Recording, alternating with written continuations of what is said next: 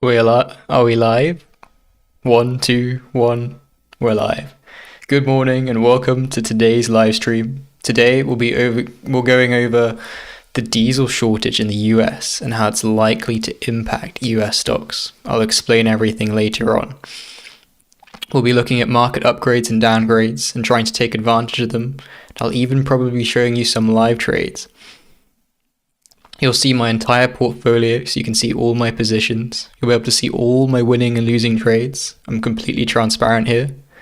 And we'll be looking at a few different videos and how the Russian oil epidemic is developing. First, let's go to the economic news. The major news today will be the crude oil stocks change and the gasoline stocks change. The US stockpiles are getting smaller and smaller, and it's not because of the price of oil, it's because of the international conflicts going on with Russia, specifically the lack of refineries in the US because of all the push towards renewable energy, but we'll cover more on that later. If stocks are much lower than expected, we'll expect potentially a fall in the US stock market, because as stocks start to fall, there'll be higher and higher prices for diesel, and that will cause inflation in the economy. If you think all the things you buy have to be shipped to you or shipped to the shops where you buy them, all those trucks require diesel, all the parts to configure those products that you buy require diesel. So the shortage of diesel in the US ultimately is going to lead to extreme inflation, and it's not going to be solved anytime soon. So the Fed is likely to react by hiking rates even further, and as a reaction, we'll see stock prices fall. And that's why I'm net short, but I'll show you later. Going on to upgrades and downgrades. I do this every day. We look for upgrades and downgrades and then try to trade them.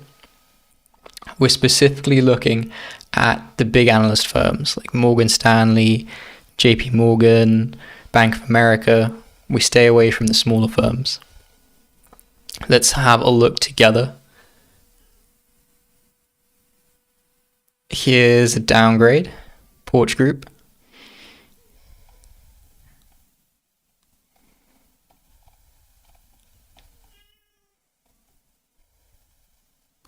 Here's another downgrade, Grey Television. I think we're going to have far more downgrades today than upgrades. Here's an interesting one, NYSE upgrade. We're going to be trading this one later if prices are favorable.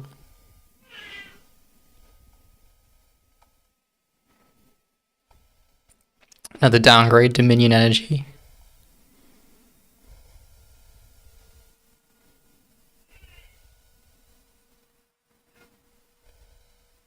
Upgrade on Kroger.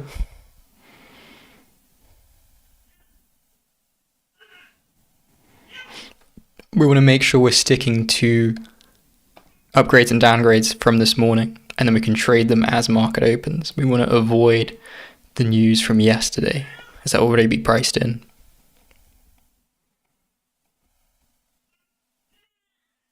Another downgrade here, SSP.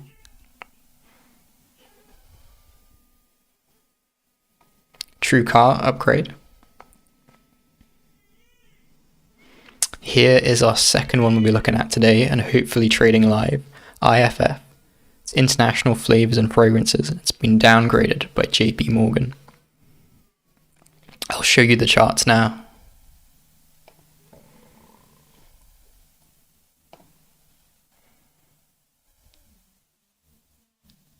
So before we look at the upgrades and downgrades for today, on the charts, we can see that in overnight trading and in the pre-market trading, the S&P has been going down. So we'll probably expect a red day today for the S&P,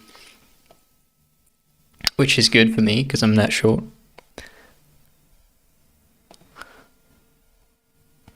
Let's have a look at our downgrade first. which was IFF.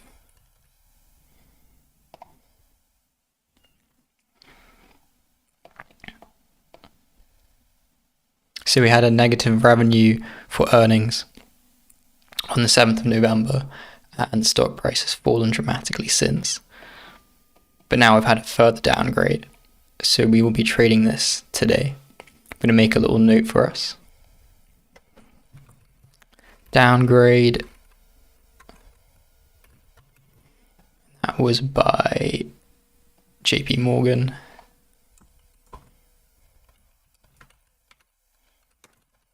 And today is the 9th November. So at market open, if prices are favorable, we'll be looking to go short this one. And then let's go back and find our long. Our long was NYSE.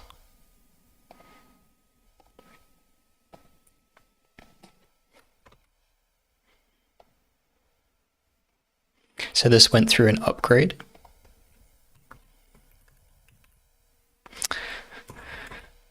And the upgrade was by, does anyone remember? It was by Credit Suisse.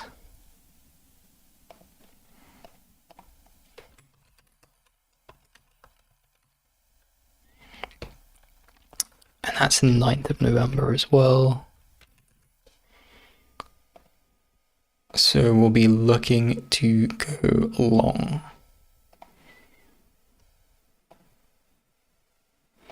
To make that very clear to everybody, I will long for NYSE and IFF. We are going to go short.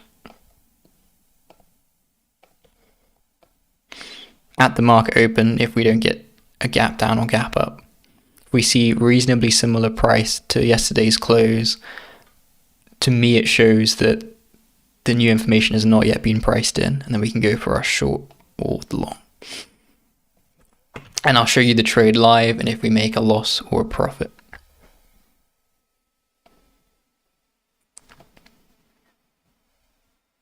Right, let's react to some videos and try to find out what's going on with this oil crisis.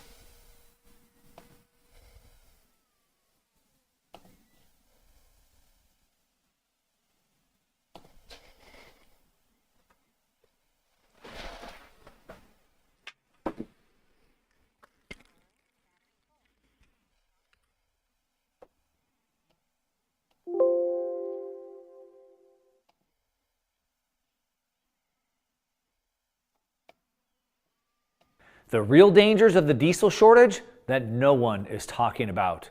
By now, you must have heard, the US only has about 25 days of diesel fuel left, which sounds bad, and it is. Actually, it's worse than it sounds, and not just for the United States, but for the rest of the world as well.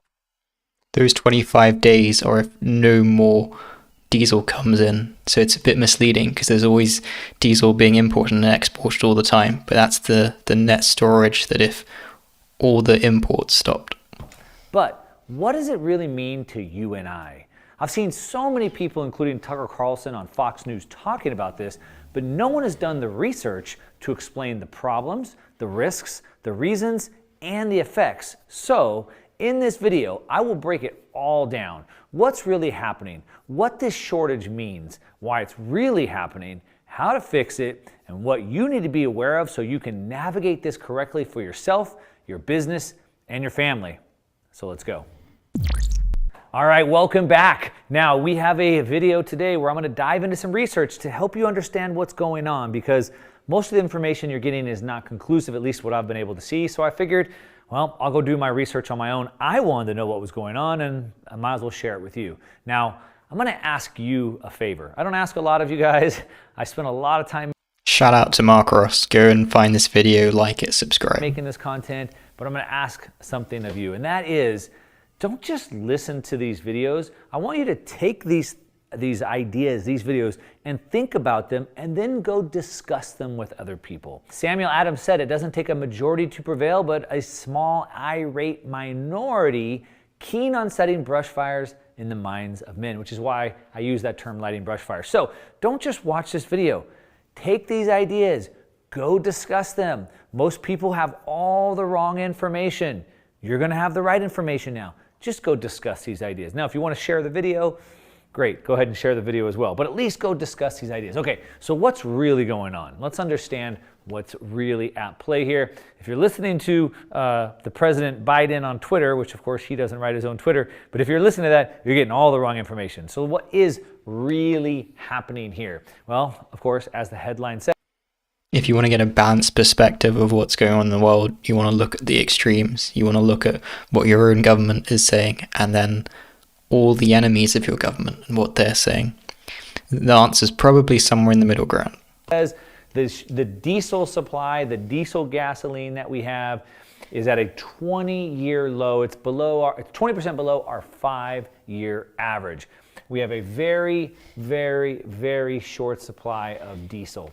Now, it's not just a short supply. As a matter of fact, the last time we've been this short was October of 1951. But during that time, we had 102 days of supply. Today, we have only 25 days of supply. So if you look, the population has more than doubled, but our demand has 4x'd. All right, so that's pretty bad. And that leads to this days supply being diminished. 25 days. The worst ever was 102. Sounds really, really bad. Now let's break this down a little bit. So first of all, this doesn't mean that in 25 days we're going to be out of diesel. It's not what it means. So just put that at rest. What it does mean is that we are so far behind production, we're using more than we can consume, that our savings, our reserve is dwindling down. So typically we have a much bigger reserve in case, like a hurricane takes out the Gulf Coast, for example. We'd have a reserve and we'd have about 100 days. The lowest we had was 100 days of reserve. Now, an important reason for energy reserves is wars as well. Typically in wars, the enemies will try and stop your energy production and storage facilities by bombing them, all kinds of things. We have 25 days of reserve. So it doesn't mean we're going to run out in 25 days, as much as your fear porn videos want to tell you that. It's not the case. But what we are seeing is we're seeing skyrocketing price in an already very, very fragile economy. Now you have to understand that we're seeing the economy be fragmented. It's being broken down. And so what does that mean? That means that we're seeing different pain points in different areas. So depending on where you live in the country or the world, this is going to affect you differently. So for example, what we can see here is diesel truck stop actual price per gallon in Allentown, Pennsylvania. And what we can see is that the average price of diesel being $4.70 here, but in Pennsylvania being $6. So it's so much worse there than it is on the average for the country. Now, the reason why I bring this up is because if you're in the Northeast, for example, it's going to be a much bigger problem for you. If you are a truck driver, it could be a much bigger problem for you than if you drive an EV. All right. Although it's going to affect everybody. And the reason why is because, as you can see in this picture, diesel is what moves the world, right? Electric vehicles, they barely move anything. Gas vehicles move some, but it's the diesel fuel that delivers all the goods and services. It's what is all the transportation industry. So all the packages going back and forth across the country on diesel. Agriculture, all the farm equipment, it's all diesel. All the manufacturing, all diesel. Heating your homes, that's diesel. And the reason why I say this is because this literally changes everything that we know. Imagine just that product you got off Amazon. Whoever manufactured that product had to get different inputs. All of that had shipping costs to get there. Then maybe they sent it somewhere else to get a sub-assembly put together, shipped it back over here to get the packaging put together. They had to get the boxes shipped, the packaging material shipped. They had to put it all together. Then they had to ship it to you. There are so many parts of the supply chain that rely heavily on the diesel. And so if each of those start to increase incrementally, the whole bigger picture is a much more expensive product. So inflation's being passed on to the everyday consumer. Think about how many shipping inputs went into getting that package to you, and they're all going to go up because of diesel fuel here. The food. It's more diesel fuel on the farm to grow the food, and then more diesel fuel on the tractor to move it back to processing, and then to move from processing to here, and then to the store. So everywhere along the supply chain, all the prices get more expensive. All right, so that's how far it's going to affect us. But let's just stop and think about this shortage for a minute. Now, like I said, this doesn't mean we're going to run out in 25 days, but we do need to understand what's going on, how long this potentially lasts, what the effects are, and then, of course, why this is really happening. Now, shortages are nothing new. We run out of shortages all the time. All right? In a society, we sometimes buy more, we don't have enough, we have supply chain issues, things like that. It's nothing new. They're typically painful, but they're manageable. Now, there's a saying, and the saying is that high prices are the cure for high prices. So what does that mean? Well, as the prices of things go up, people buy less of them, so there's less demand. And at the same time, because the prices are going up so high, other people will come in to solve that need. So at the same time, you get less demand and you get more supply to alleviate that problem. The problem with diesel is that it's such an essential good that even if the price increases, people need to keep buying it. So you end up with this problem that high prices don't end up curing high prices simply because people need to get to work. If you can't get to work to get paid, then you wouldn't need the fuel. But almost everybody needs diesel in some regard, whether it's from the products they buy, whether it's going to work, whether it's doing their job. Typically. But what we could see is some cities running dry. So as I already showed you in the price discrepancies, if you're in the Northeast, it could be a very big problem. If you're in other parts of the country, you may not notice a big problem, except for you're going to notice higher costs everywhere. And like I said, not just if you're trying to fill up your diesel truck, I'm talking about every single price, an entire drag on the overall very fragile economy. So what do you think this is likely to do to stock prices? If everything in the economy, product-wise, is increasing in price, transporting it is more expensive, the Fed is going to overreact and hike rates even further. And what does that lead to? A lower stock market. As if we're not already in a dangerous situation enough as it is, now we're going to see the prices of everything going up because of this. Now that you understand that, you might ask yourself, why is this happening? And it's certainly not because of what President Biden is saying. Now, what he's saying, of course, is it's all Putin's fault, and it's all about the war on Russia. Now, that certainly is exaggerating it, but it's definitely not the blame. So we know that the U.S. banned all Russian imports of fuel. We've banned Russian imports of everything, and what we can see is that it's taken a big toll. So this is a chart showing all the imports from Russia that we've had, and right here you can see in April, right here was the last month, and then we have imported 0 for every single month after that. So supply and demand. We've had less diesel coming in from Russia. Now you might ask yourself, if the U.S. is or used to be a self-sustaining country, why do we need the imports from Russia? We're going to get to that. But what we can see is that it's not just the United States that has sanctioned Russia. Not the whole world. Many other parts of the world have also sanctioned Russia. Mainly European countries. Russia as well. And we can see this playing out, which is only...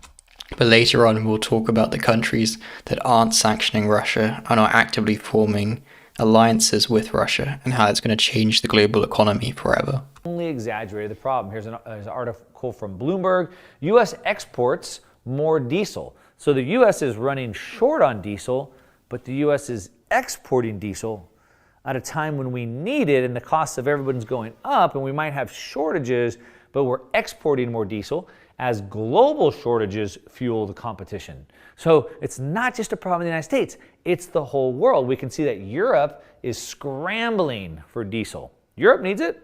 They're scrambling as the supply fears mount. Latin America, the buyers are paying up.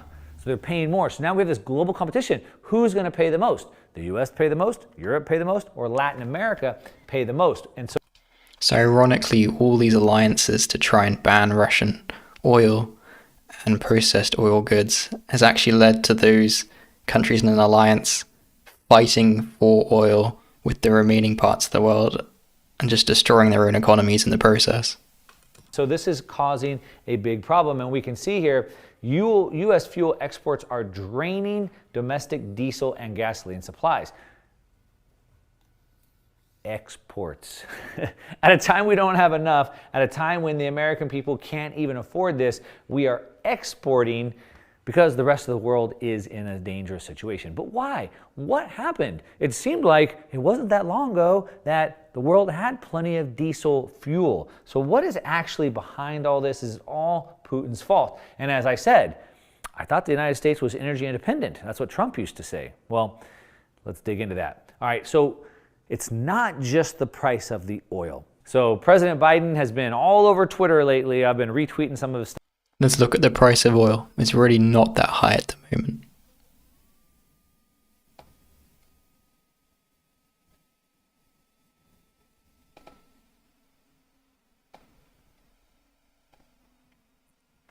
So as you can see, let's go on the 1 week chart. As you can see, oil has come down almost 40% from its recent high. So oil prices are coming down, the fear is gone, but the big problem is the diesel, the processed product from the oil.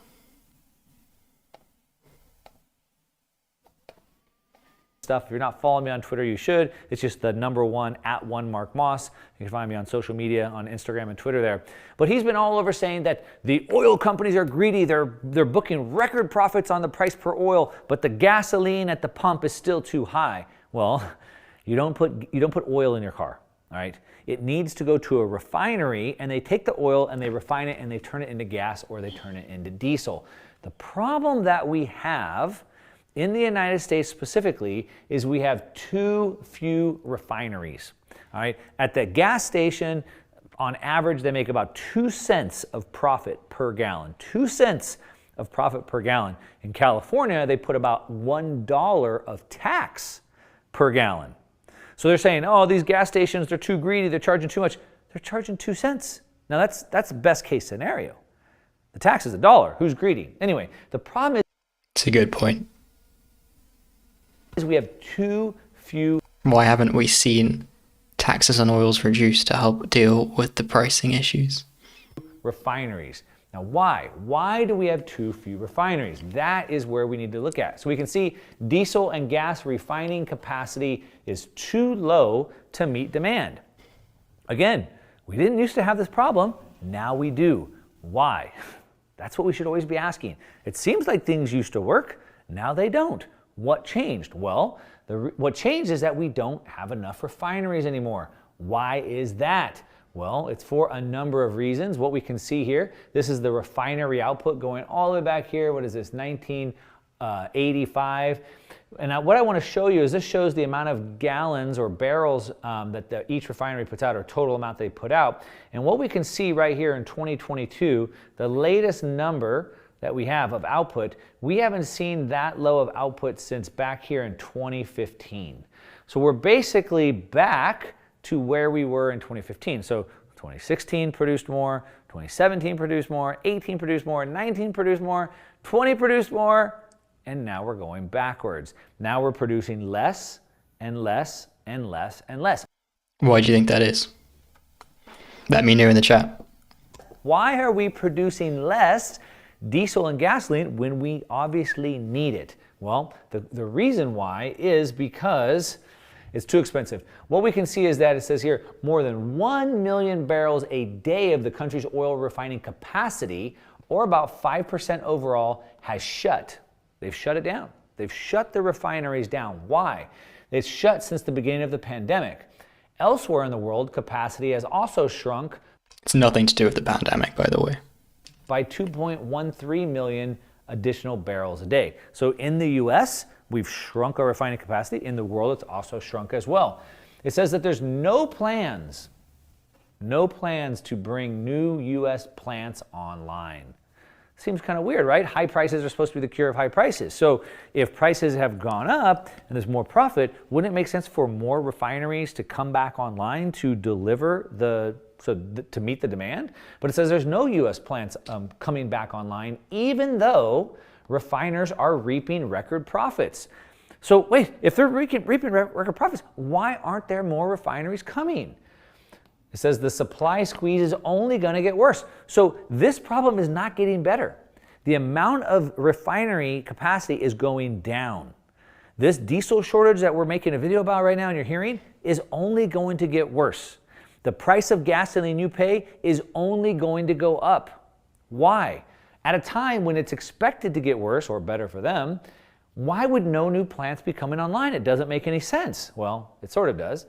It says exacerbating some of the worst inflation American households have ever seen. So prices are going up so fast, American households have never seen it this bad because remember, as I said, if the price of energy goes up, the price of everything goes up. East Coast is on the brink of a diesel shortage that risks crippling already strained supply chains. We don't need any more supply chain disruptions, or what happens? Oh, that's right, more inflation, more prices going up. At a time when the Biden administration is 100% focused on getting inflation down, they're not taking care of the number one driver of inflation and risk. Eventual transition, it says here, the reason why is the eventual transition towards a cleaner energy makes their long-term business model unprofitable and makes them less likely to attract buyers. So if the US is going to subsidize sustainable energy sources long-term and increase taxes on non-renewable energy sources, there's no reason why any US businesses want to set up refineries in the US. So we don't have any new refineries because... Especially with all the shift to electric vehicles. If all of the trucks on the road start becoming electric, you do not want to be in the diesel refinery industry. It's not economically viable. But what's going to happen in the short term? If nobody wants to fill that demand, prices are just going to keep getting higher. And inflation in the economy will just keep getting higher. And that's going to lead to heavier and heavier hikes from the Fed. And those interest rate hikes will directly feed into lower stock prices. Let's take a look at this. Which is why the bear run has not finished yet. How can it not be economically viable when they're making record profits and those profits are expected to continue? Well, it says nothing about the current environment is promoting investments in fossil fuels. So it takes a lot of money to invest into fossil fuels. It takes a lot of money to invest in new oil wells. It takes a lot of money to invest into new refineries to build them out.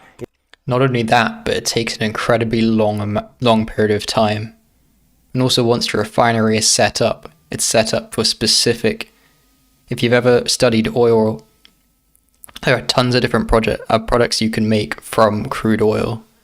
You have jet fuel, you have diesel. All these things are handled differently. And if your refinery is optimized for a certain end product, it's very hard to shift that. It takes a long time and it costs a lot of money. And so in the current environment, when the president has come on saying his goal was to shut down fossil fuels, who would want to invest into that? And the answer is, of course, nobody would. It says it's a 15 to 20 year payback on most of these investments. So I'm going to have to spend however many hundreds of millions of dollars or billions of dollars to open up a refinery, but it's going to take me 15 to 20 years to get my money back out of that. But the Biden administration says their goal is to shut all that down. So why would I invest that money if there's probably no chance of me getting it back? The answer is I wouldn't. Phillips 66, for example, would have to spend more than $1 billion, not to build something new, just to restart its Alliance refinery in Louisiana. So part of the reason why the economy is declining so rapidly right now was this heavy push towards renewable energies that wasn't sustainable and risks the security of the US economy. So it's shut down. It's not just the US, Europe was on board with this as well. After damage from Hurricane Ida, it shut down, it got damaged. It would cost them $1 billion just to repair the damage and get it back online. They don't want to do that. It says here, as for selling those assets, so hey, we don't want to spend the $1 billion, maybe somebody else will, maybe we'll sell it. As for selling those assets to someone who could ramp up production, no one's buying. No one wants to buy them. Even as industry players are sitting on piles of cash, quote, we feel we've got higher returns and better uses for the capital to employ than buying a refinery that's on the market at this point in time. So the logical reaction for the US government would be to subsidize these firms in terms of taxes. So reduce the taxes for these businesses temporarily to get them to invest. Valero CEO said. Like lock in a lower tax rate for the next 10 years. So they're happy to make the investment and they know they're protected. Hey, look, we got the money, but we'll find better things to do with the money because there's no way we're going to put all that money into something that we'll never get our money back out of because the current administration says they're trying to shut us down. You're starting to see what the problem is here. All right, now this leads to no new ones are coming online. So do you think the problem is going to get better or worse? So what's next? Well, what we do know is that we can expect more closures. More of these plants are going online. Now, the problem is we have so few refineries. Some of these refineries that are running are over 100 years old. And they're running at maximum capacity. Some of them are running at 100% capacity, which means some of them may still even be using floppy disks. Isn't that funny? Both the airline industry and the oil refiner industry have all this old tech, and some of it even uses old floppy disks and CDs, completely old.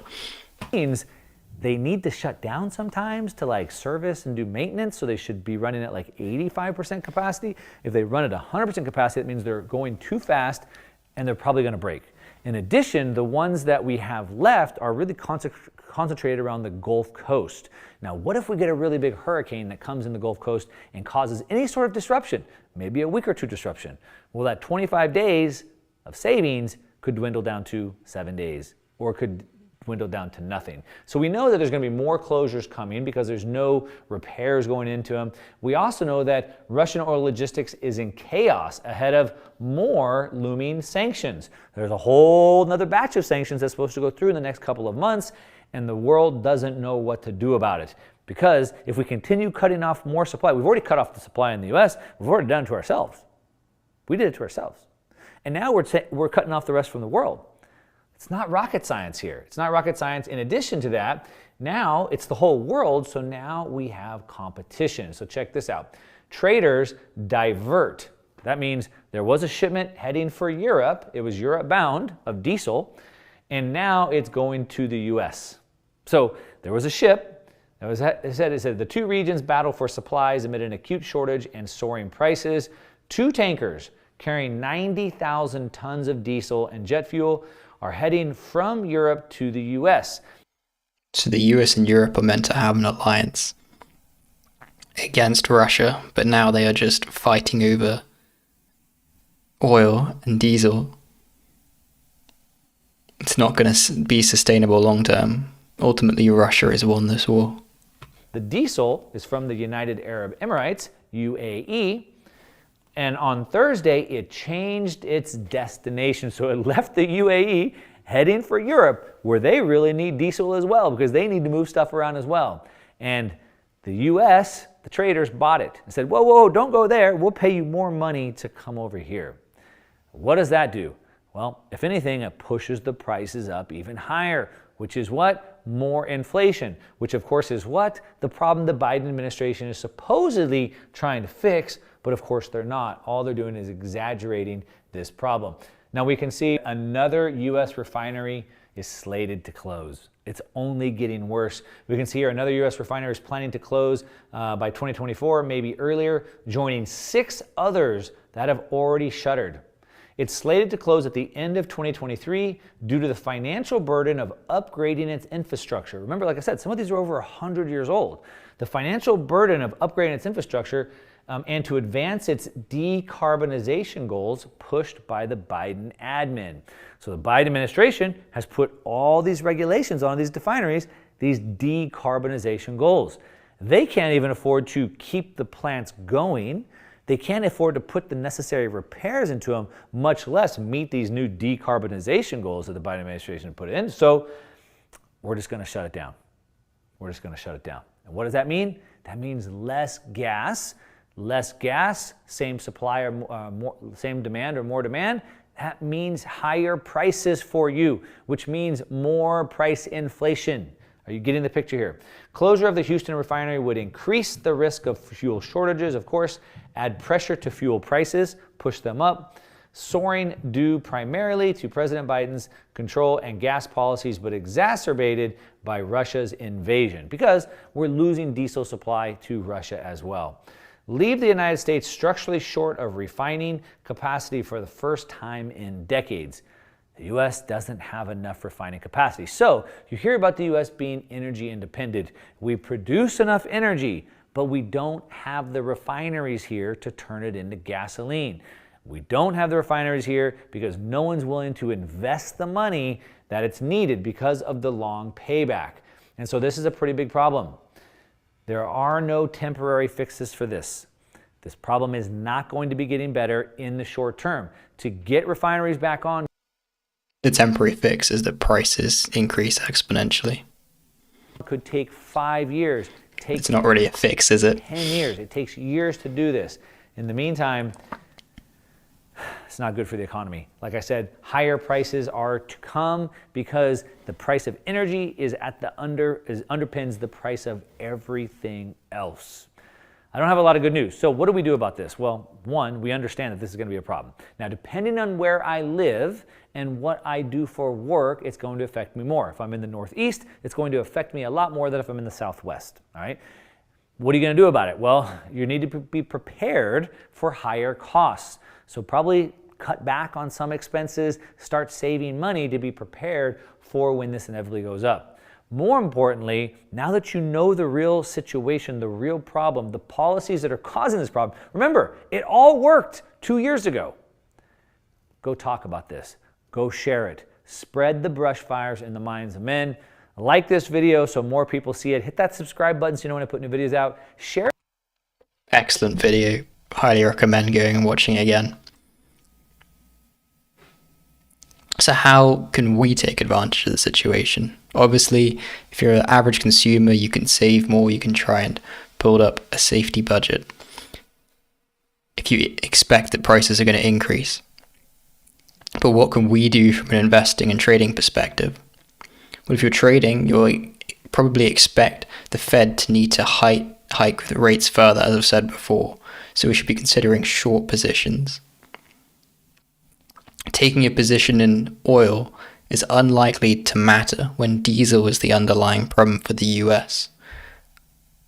So we can look at refineries across the world that are publicly traded and buy them.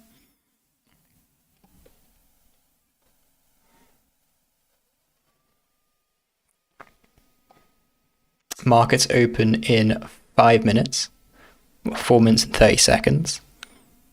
Let's have a look at TradingView again. So the S&P is likely to close lower and we're likely to have a red day today. I'll just go over our two analyst rating changes. We had IFF, which was a downgrade by JP Morgan, and we have NYSE, which was an upgrade by Credit Suisse, and we'll be trading these in TradingView. So right now I'll go and show you my portfolio.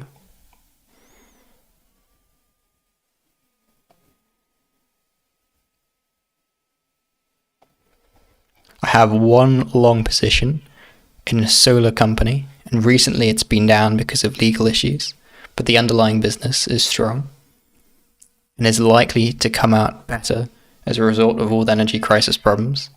And as you can see, I'm heavily short with the rest of my portfolio, in part due to the increasing inflation, and in part just because I think everyone thinks the market's at the bottom, but I don't think it's there yet.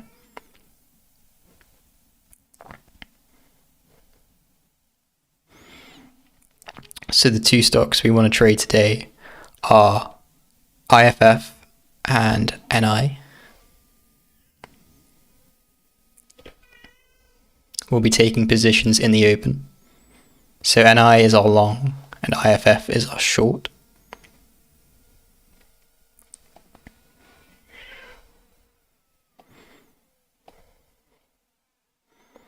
And we can relax for a few minutes. I started trading this account in September and I'm up about 4.5% in rather turbulent market times.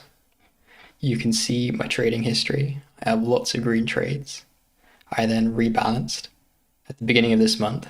As you can see, all of these are 1st of November, which is why I've got some red here. But ultimately, I still have those shorts. I just adjusted them, and I've closed a few in the green recently.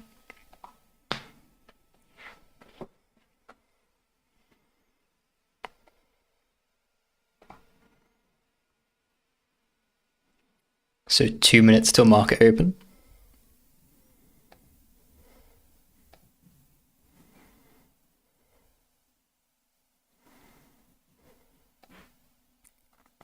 For position sizing, we will go 4 long on NYSE and 1 stock short of IFF.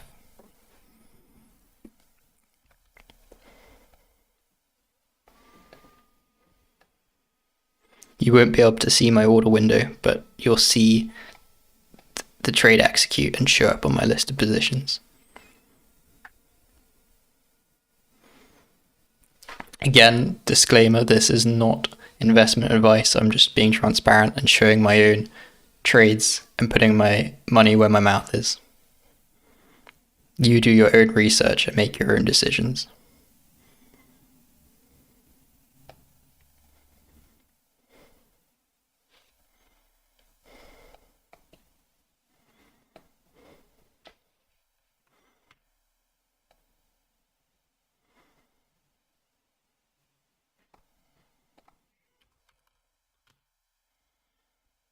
So markets open in 40 seconds.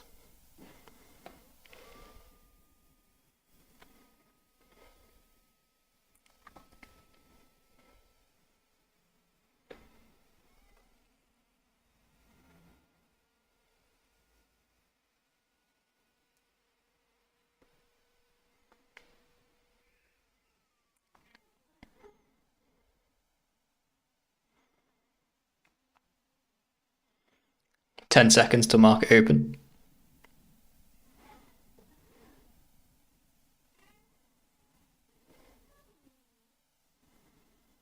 And markets are open.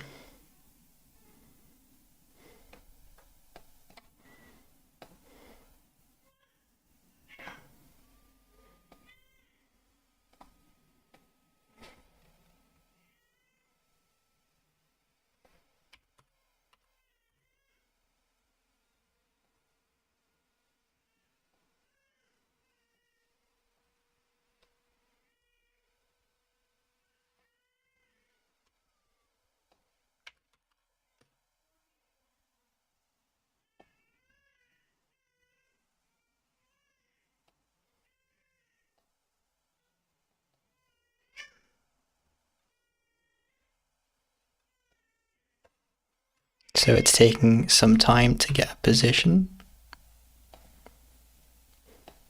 Being told that market is closed by my broker, but obviously markets are open. We'll wait a minute or two and see if we can get a fill.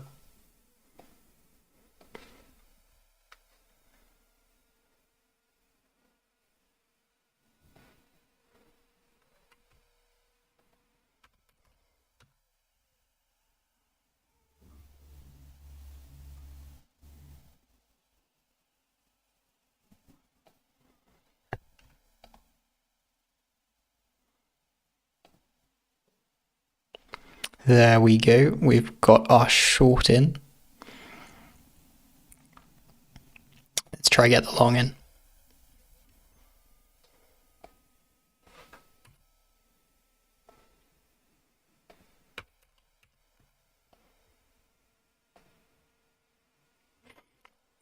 We had quite a wide spread here, but we'll see how it progresses throughout the day.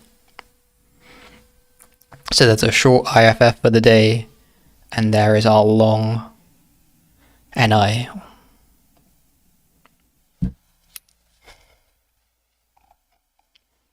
So we now have 2 longs, still predominantly short the market.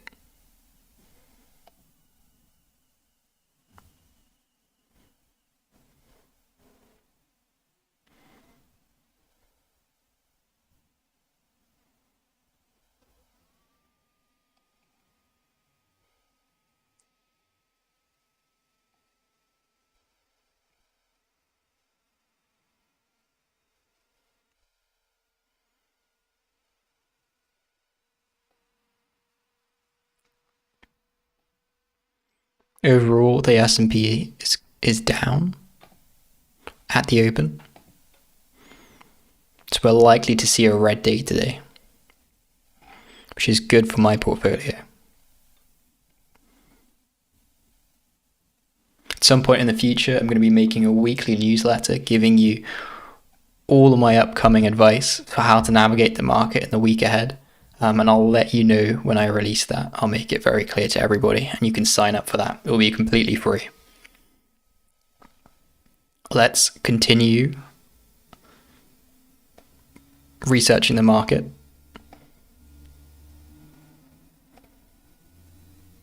And see if we can find any new trading ideas for the day.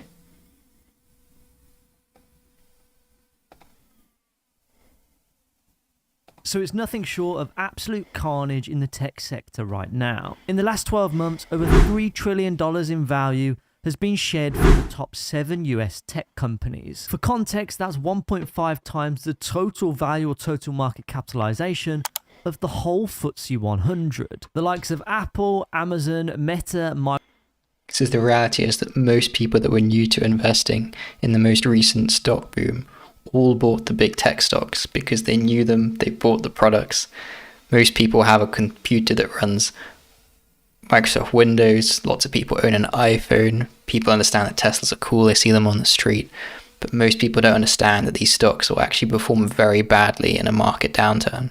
Microsoft, Netflix, and Tesla are down bad. And investors like myself are losing money hand over fist from simply holding some of these very popular tech stocks within their investment portfolios. But the true impact of the fall in value of these tech stocks. Thank you to Mitch Investing. Go and follow his channel. I think he'll give us a good idea of what the average retail investor is doing right now. Goes beyond that of just the individual stocks themselves, because big tech actually makes up about 25% of the total value of the US stock market, or at least one of the big US stock market index trackers, which is the S&P 500. And because of this, when we see a big decline in tech stock valuations, we also see the knock-on effect in the broader S&P 500 too. And unfortunately, I've seen this firsthand across my own personal Trading 212 investment portfolio. But I'll show you that position a little bit later on in the video. So first off, let me just give you a quick rundown of exactly what's been going on. Starting off with Meta Platforms, previously known as Facebook. Now, Zuckerberg is still very much on the quest to explore the potential of the metaverse, but unfortunately for investors, it's coming at the cost of the company's bottom line profits. The Reality Labs division, which is Meta's division for actually developing this metaverse, is actually hemorrhaging through so much money right now in, I guess, R&D costs and just developing Zuckerberg. They've got hit by more and more restrictive rules on advertising. So recently, Apple limited advertising on its devices and tracking, which heavily hit Facebook and other social medias. And equally, Mark Zuckerberg has this vision of virtual reality and augmented reality being the future and is putting all his cash in it.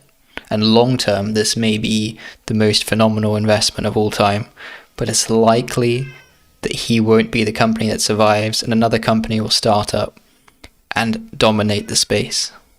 Zuckerberg's vision for the But you've definitely got to admire Mark's vision.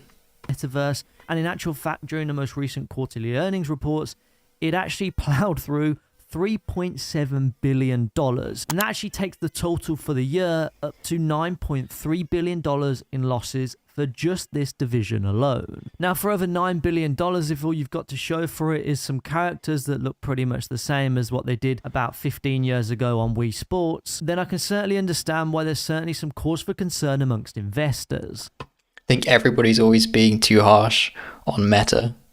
I mean, what Mark Zuckerberg is doing is actually amazing.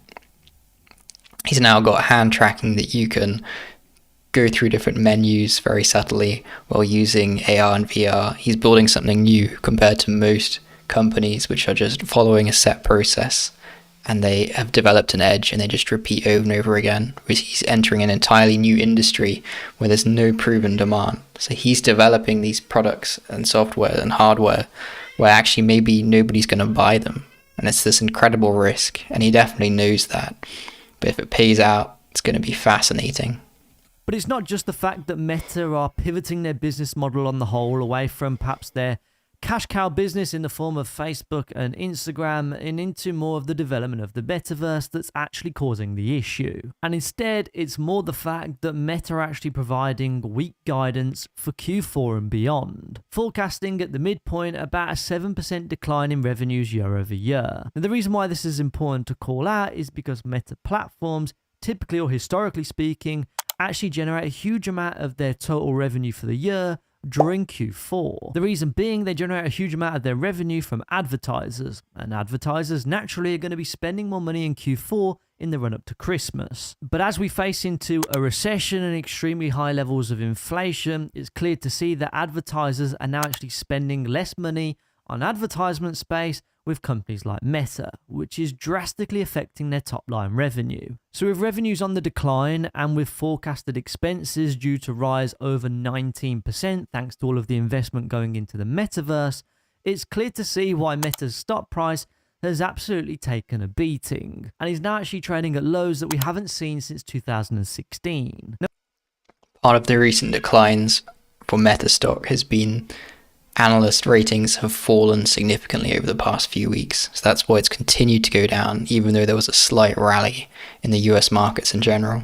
Now, as an investor, our investment portfolios are all about managing risk and reward. And with Meta's current change in business strategy, of course, we have a hell of a lot more risk on the table than perhaps we did 2 to 5 years ago. And that's because the metaverse is very immature in its life cycle phase. It might take another 5 or perhaps 10 years for this metaverse concept to be truly developed. And even at that point, it doesn't necessarily go to say that Meta platforms will be the biggest company within this metaverse space. So that's the big point, is they may be right about which industry is going to blow up, but they may not be the company that wins. They may put all this time into research and development, and there's nothing to show for it at the end, and all these competitors come in, copy the products, and do it better. As of right now, one analyst has even come out and said that Meta platforms run the risk of being the next generation fossil. And what they mean by that is Meta may go down this kind of metaverse route, but actually not make a success of it and simply die a slow and painful death simply by relying on perhaps Facebook and Instagram as their sole source of revenue. Or on the flip side, they'll go back to being that forward-thinking company that they were back in kind of 2005 and 2006 with the launch of Facebook, when they kind of potentially or hopefully realize the full capabilities of the metaverse. So it's certainly a risk currently, but with the stock only trading at 8.6 times earnings, there is definitely some value in the stock if they can turn things around. See, Mark Zuckerberg had two options. He could keep owning a lot of Facebook stock and still be employed at Facebook and start trying to build out into metaverse products like he is currently, or he could have sold all of his stock, left the company, and founded a new startup. It would have been easier to raise funding because of his previous performance, and now he wouldn't be harassed by all the stockholders of Meta. So I think he maybe made the wrong call. I think going back into startup mode would have been the right decision. And whilst analyst price forecasts are gradually falling month on month, actually when you look at the discounted cash flow model on Simply Wall Street, it shows that the company is actually massively undervalued. And I'll leave a link to it down in the description. It's considered massively undervalued because analyst ratings firms are still downgrading their ratings. So as those get downgraded, it's going to look worse and worse and worse from the cash flow model below. So there is certainly risk here, but there is also opportunity too. Then the next big talking point is obviously Amazon. Here is Amazon's stock price, currently down 42.8% year to date and trading at March 2020 lows of just $97 per share. That is unfortunately a decline to the equivalent of $500 billion. And again, similar to Meta platforms, it's all down to a weaker than expected quarterly earnings report, which actually saw the stock decline 18% in 24 hours. Now, despite a 15% revenue growth quarter on quarter in Q3, it was actually Amazon's Q4 forecast, again similar to Meta platforms, that there was the thing that actually worried investors. To give you the figures, revenue forecasts for Q4 were between $140 and $148 billion. But analysts over on Wall Street had expectations that they would achieve sales in and above that of $155 billion. So partially, we have inflation, which is pushing up the sales figures. If all the products that Amazon is selling are increasing in price, and they charge a percentage commission for vendors listing products on Amazon, that's why there's been revenue growth recently. But that may not be sustainable once people start buying less because of the inflation. So if we take the midpoint of Amazon's forecast, we're actually falling short of expectations, Which is probably why Amazon has given us forward guidance to the tune of about 8%. And you can kind of understand why Amazon's sales forecasts perhaps aren't as high or as optimistic, let's say, as perhaps they've been in the past. The reality is we're heading into a really tough winter with... Amazon has a ton of issues as well that are only recently being covered. One of the biggest problems is that Amazon is heavily reliant on retailers and distributors from China. And they've been doing shady business practices for some time. And I can give you an example. So if you buy an Amazon product, you may end up with something like this. It says Amazon gift card £50, and it gives you instructions to basically rate the product that you've just bought very highly. So you're artificially getting high ratings on your product so that then you get promoted in Amazon higher in the search to sell more products. And it's against Amazon terms, but Amazon has no way of controlling shady behavior, manipulating ratings, all kinds of issues with counterfeit problems. We may see more regulation from the US government and from other governments as well, all throughout Europe, on Amazon's practices. So there is a risk to Amazon that nobody's been discussing, that is inherent and will blow up at some point, similar to how Facebook was very relaxed with how it was dealing with users' information. Amazon is going to have this problem of selling counterfeit products and not having an accurate rating system and review system. Rising energy bills, inflation is still very much persistent, close to 10%, not just in the UK, but over in the United States too. So naturally, people are going to have far less disposable income this year than perhaps they had last year. And as a result, that's going to have a knock-on effect on the top line revenue that Amazon are going to be able to achieve. Now, I think what I will say here at this point in time, the stock market very much appears to be hypersensitive. And I don't necessarily think that's down to a change in the underlying fundamentals of Amazon's business. I guess it's more the fact that Amazon are showing a loss of performance in the short term, which is obviously being punished. But the reality is most businesses across the board right now are actually seeing a loss in performance. That's true. As more and more earnings come in, it's going to have a negative impact overall.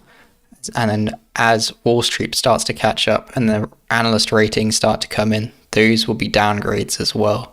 That's why I think we're likely to see the S&P fall over the next few months. And that's due to the macroeconomic cycle that we find ourselves in. The stocks that everybody wants. So Mitch and that's is saying due to the macro. We're in the beginning of the recession.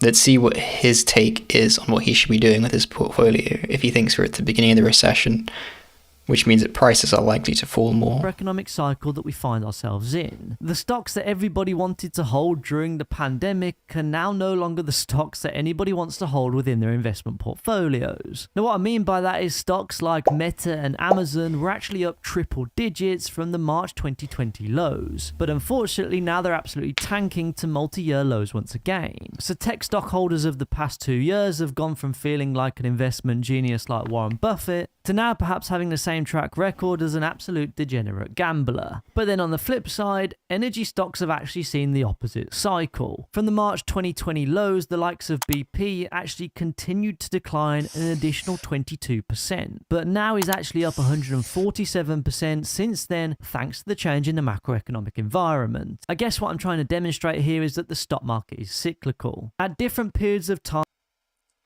if you're interested in these kinds of strategies, you just Google macro mean reverting strategies. I'm sure you'll find a few. And a lot of hedge funds in the past used to trade mean reversion, which is similar to this, at a macro scale.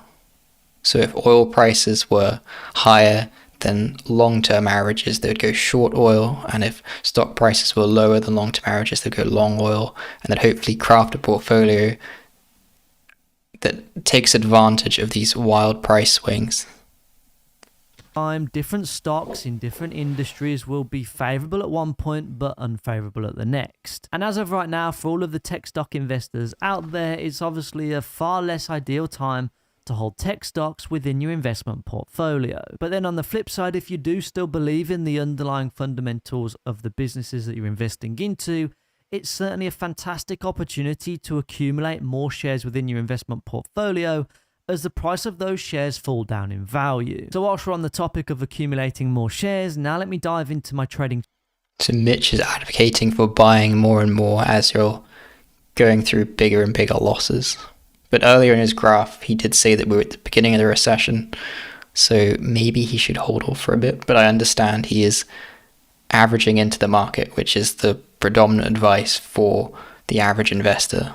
On two investment portfolio to show you exactly where I'm at right now with most of the tech stocks which I own, and actually what I'm going to do moving forwards too. So here is my current train wreck of an investment portfolio, which unfortunately as of today is actually down £1,692.84, the equivalent to 6.59%. Now, driven by the fact that the broader stock market on the whole is down about 25% year to date, being down 6.58% doesn't feel all too bad. However, what I will say is that when we look at this investment portfolio from a longer period of time, actually if you go back right the way back to the end of last year, we were up about £7,500. So we've lost a substantial amount of value within this investment portfolio over the course of this year so far. And that has been largely down to the underperformance of tech stocks, because as you guys can see, many of the stocks that I hold within this investment portfolio are actually US tech companies. There are a couple of free shares in here like BMW and H&M and IAG, which I am going to look to sell. And you guys can look to actually get a free share yourself if you click on the link down in the description below and open an account with Trading 2 on 2. But nonetheless, I digress, and what you can certainly see is that the likes of AMD are down now in the red. AMD, as of about December last year, was up nearly 100%. Similar to Amazon, again down 27%. Apple is the only tech stock, along with Tesla, that's actually holding up for me right now, being up about 36%. Then we've got the likes of Meta Platforms, which is down massively at 61.8%. So it looks like he's invested heavily into just tech stocks, and he is suffering because of it. Palantir Technologies, another smaller US tech company, is down 55%. Tesla is up 44%, but was up... It may have been wiser to diversify a bit. Well over 100, I think it was up about 120% at the absolute peak market value.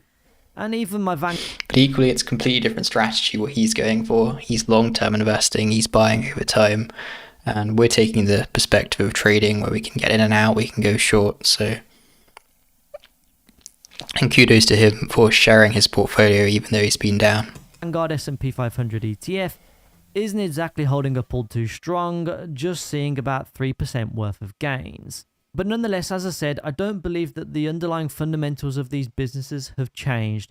And because of that, I'm going to use this as an opportunity to actually accumulate more shares within these businesses, especially now because the stock prices have been rapidly falling down in value.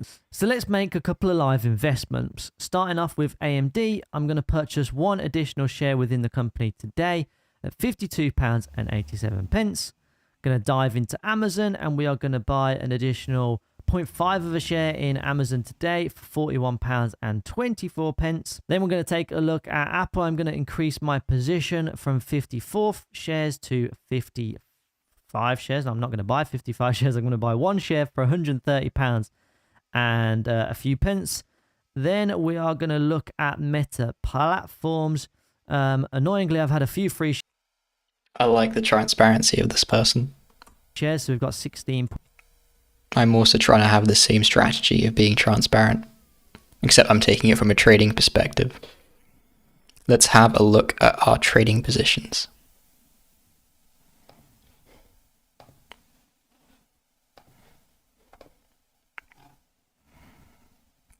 So the S&P's continued to fall. Our short of IFF has not paid out though. But our long position for NI is up slightly. We'll see if IFF changes in the next few hours. And we'll see if NYSE continues to increase.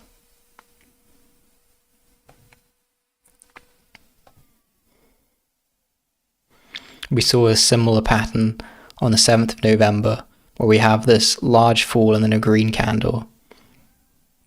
And then slowly throughout the day it declines, so maybe we'll have a repeat of this pattern. Let's head back to Mitch again.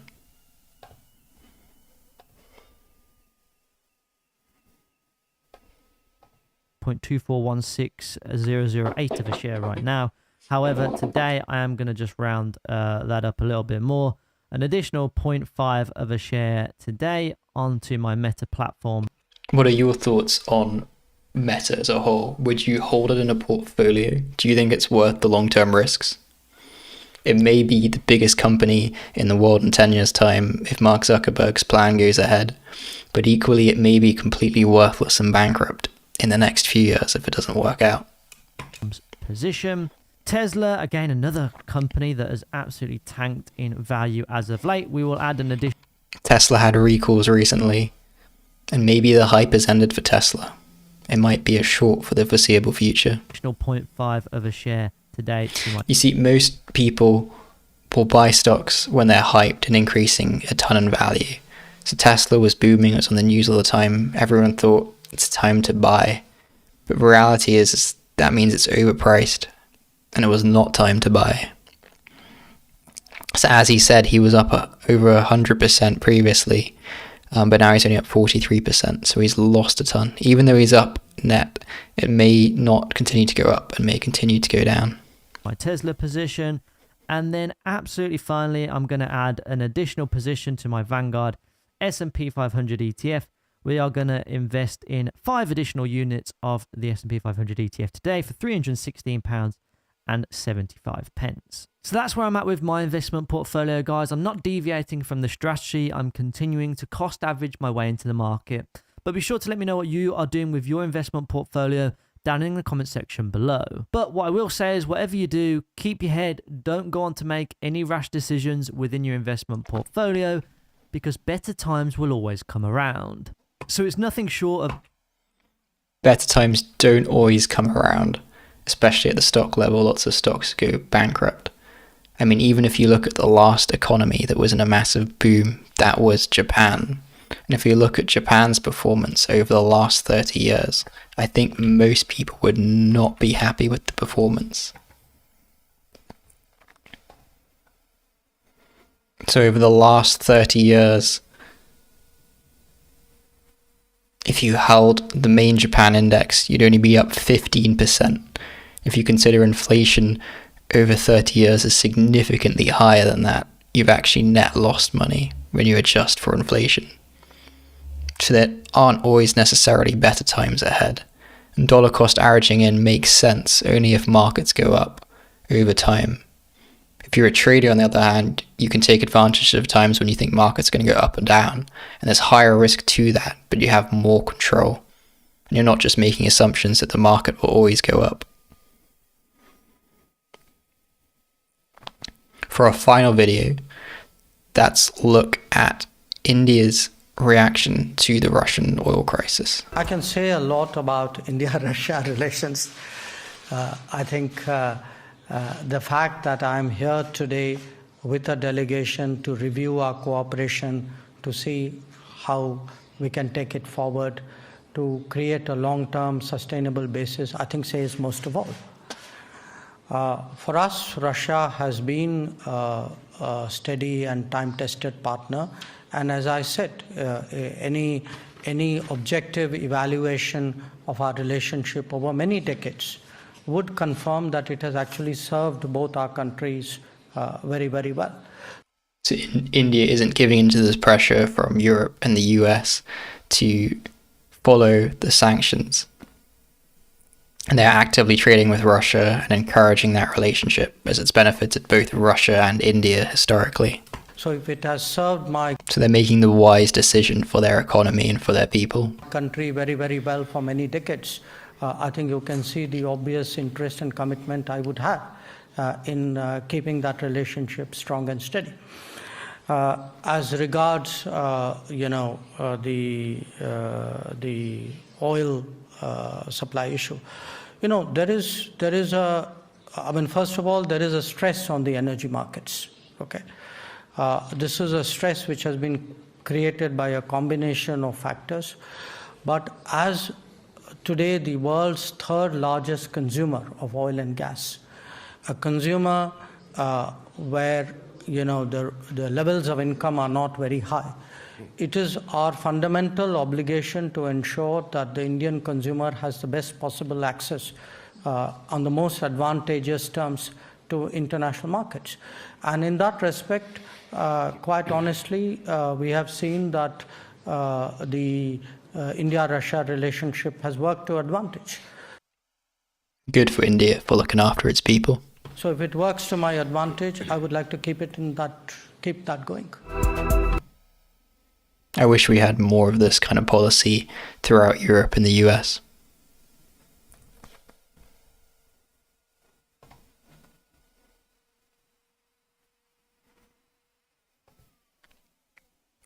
So let's head back to TradingView. Our short did not turn out favorably so far. So this was market open here. We're expected it to be a short, but instead we've had this large upward movement. So they opened up low, but then rallied to up to around 2%, are now just under 2% up, but it's to a similar price as the previous day's close. We'll see what happens as the day progresses. And then for our long,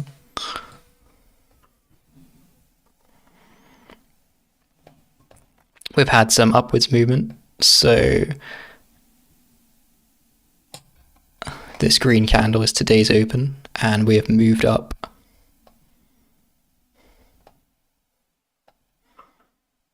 around 1.32%, which is impressive given that the market is down overall for today.